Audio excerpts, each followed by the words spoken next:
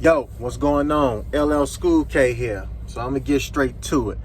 After working for GP Transco for 2 weeks, I will be leaving. Now, I know you're wondering, that's such a good company. People speak so highly of it. Why? I'm not gonna make this long, and I'm not gonna make this a bash a trucking company video because it's enough of them out there.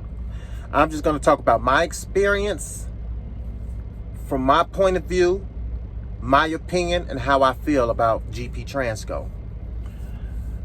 Well, first and foremost, when you look for any job, whether it's in trucking or real estate, education, you have to know what you want and what can that company offer you and what can you get out of that business.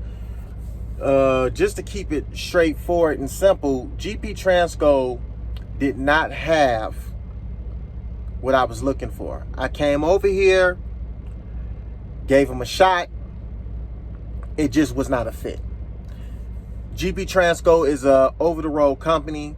Most of their drivers are out for 2 weeks minimum, home for 2 days. I was on supposedly they just started a regional for people that lived in the Illinois area. They had a quote unquote regional position.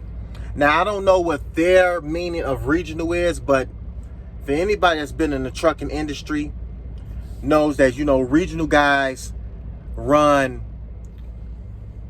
no further than 500 miles. Well, that's their limit. They don't exceed 500 miles. They run the states that surround their home state. Like me in Illinois, the states that are around me, Ohio, Indiana, Iowa, Michigan. And I thought it would be a good fit because they're a Midwest company and most of their runs are out of the Midwest. But it didn't turn out to be that way. For one, when you pay by the mile, you got to get miles in. That old saying, if the wheels ain't turning, you ain't making money. Well, that's true, because for me to be out for 5 days and home for 2, being paid by the mile, which they pay well above the average for a trucking company when it comes to cent per mile, which is 58 cent without the inward facing camera and 60 cent with it. But if you all want to know their pay package, just go on their website. In order to make money, you got to be out here. If you're being paid by the mile, you have to be out here and you have to run long miles. I'm a regional guy. I'm a regional driver. I had my fair share of OTR. I didn't want to do that. So I have to do what's best for me. I'm going to a company that will pay me hourly, and I will be home for the weekend, and I will be able to make a decent living. Being paid by the mile is just not going to cut it for me. And amongst all things, I mean, just the way I want to run, being paid by the mile would just not cut it for me. Now, let's get into some cons with GP Transco. For one, this whole pre-trip system. Well, you have to, they make you take pictures every day of your post-trip and pre-trip of the truck. I just thought that was ridiculous. I can understand like every month, once a month, taking pictures of the equipment just so they can know. But just every time in the middle of the winter, it's not going to happen. I do my pre-trips and I just don't take the pictures, for one. And for two, they have this system called Samsara on this tablet. I'm not a big fan of it. It's all over the place. I was shut down at headquarters and they had, I was off duty due to the weather, and it had me on personal conveyance when I was off duty. And then when I'm on duty doing a pre-trip, it'll put me on drive or off duty. It's too many glitches with it. So I kind of don't like it. Then they have another app called Open Road where you can see all of your loads. And then another app called Macro Point where it could track your location. They have way too many apps, and it's too many apps. Just stick to Omnitrax, PeopleNet, one thing. Like, it's too much. And it crashes every now and it crashes a lot. Also, when I was with them, they give you a badge. My badge wasn't working. I couldn't get in the building. I have to wait for someone to let me in the gate in the building if I want to take a shower. So that was another issue. Another issue that I had was me and my DM. I don't know, because they have a lot of foreign people in Europe and South America. There's a language barrier. Didn't really communicate that well with me. I'll give you one example. He had gave me a load. He had sent me a load going from Kansas City, Kansas to Michigan. I delivered that load on Thursday afternoon. I tried to reach out to him, but I got no response. Instead, I got a lady.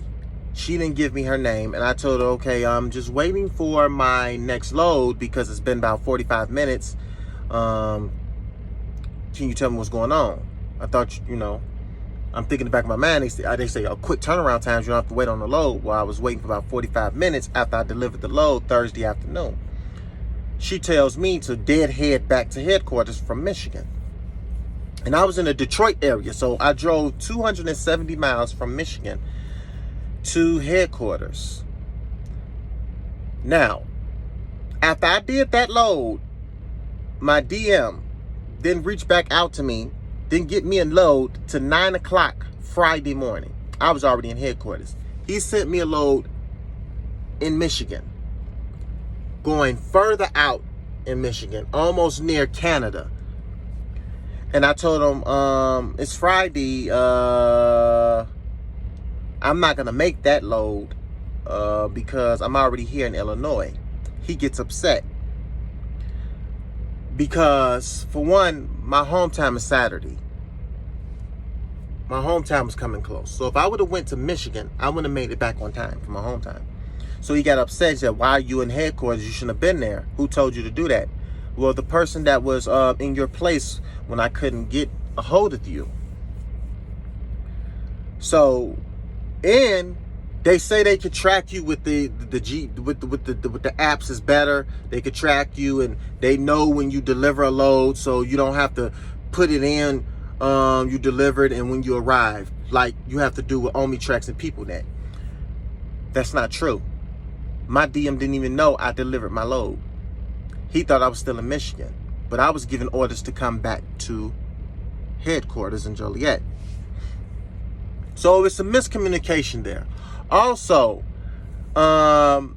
if you look on the map, there's nowhere. They sent me another load going into Tennessee. Now, that's out of my region. I was looking for trips that would not exceed 500 miles and regional stuff that's around Illinois. Tennessee is not in the Midwest region. Neither is Kentucky. Google it. Google the map. Google Midwest region. So that's another part of the reason that I'm leaving, is because being paid by the mile and working 5 days a week, being home for 2 days, which they told me that they could get me home for the weekend, but it's just before a 34-hour reset. That's not going to work for me. That's not going to work for me, and that's not what I signed up for. When my recruiter talked to me, he told me I'd be home for the weekend. I'd get a brand new truck. That's, they're telling me I'll need to be home for a 34-hour reset.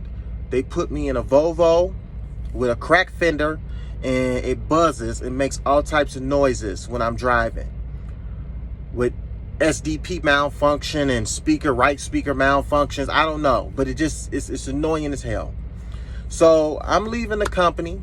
Like I said, I was gonna try to make this short, and that's the reason why I'm leaving. It just wasn't a fit for me. Also, the majority of their loads are live loads, so that means you're at the mercy of the customer and the shipper, which is a turnoff for me. Because if you do a whole week, 2, 4, 6, 8, 10, 12, 14, all depending on if they get you in and out, which all of those customers don't. They say they do, but I was at one shipper, and I was supposed to be there for 9 a.m. They didn't start unloading me to 10 o'clock, an hour later. So all the unaccounted for time that's not being paid is also another turn off for me. And they don't do a lot of dropping hooks. Maybe it's because they don't have enough trailers like a big company or mega carrier would have to leave a trailer at a shipper. But that's not my problem. That's up to that's on them. That has nothing to do with me. So there you have it. And I hope you gain something from it. That's all I gotta say.